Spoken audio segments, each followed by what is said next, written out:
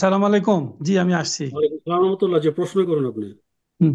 শেখ, সালাম আলাইকুম। আমি প্যারিস থেকে বলছিলাম ওয়ালাইকুম শেখ। সালাম রহমতুল্লাহ। জি, করতে বলছেন? প্যারিস থেকে, ফ্রান্স থেকে।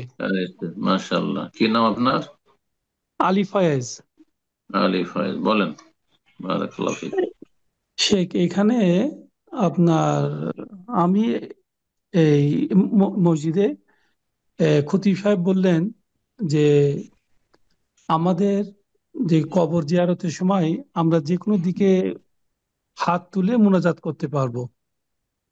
এই বিষয়টা আমি জানতে চাচ্ছিলাম। উনি বলেননি যে কেবলা দিকে মুখ দিয়ে আমাদের হুম। দোয়া করতে হবে। উনি বললো না, আমরা যে কোনো দিকেই হাত তুলে আমরা মোনাজাত করতে পারবো কবর জিয়ারতের সময়। এই কথাটা আসলে কতটা সত্য এবং এর কোনো দলিল আছে কিনা, এটাই জানতে চাচ্ছিলাম। দোয়ার ক্ষেত্রে সে কবর জিয়ারত হোক আর এমনি দোয়া হোক, সালাতের অবস্থায় শুধু কিবলামুখী হওয়া শর্ত ফরজ।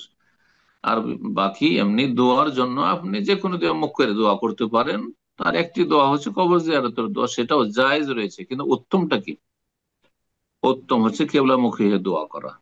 উত্তম হচ্ছে কেবলামুখী হয়ে দোয়া করা, সেটা কবর জিয়ারতের দোয়া হোক অথবা আপনার বাড়িতে ঘরে দোয়া হোক বা যে কোনো জায়গায় দোয়া হোক, বুঝতে পারছেন?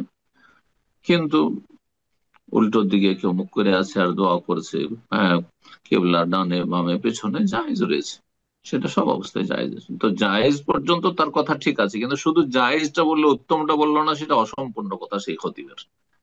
সেই খতিব তাহলে সুন্নাহ মোতাবেক আমল করতে চায় না বা উত্তমটা আমল করতে চায় না। উত্তমটা আগে শিখাইতে হবে যে দোয়ার একটি আদব শিষ্টাচার হচ্ছে কেবলামুখী হয়ে দোয়া করা, কিন্তু আদবটি হচ্ছে সুন্নতি আদব, ফরজ আদব নয়। জি, বারাকাল্লাহ।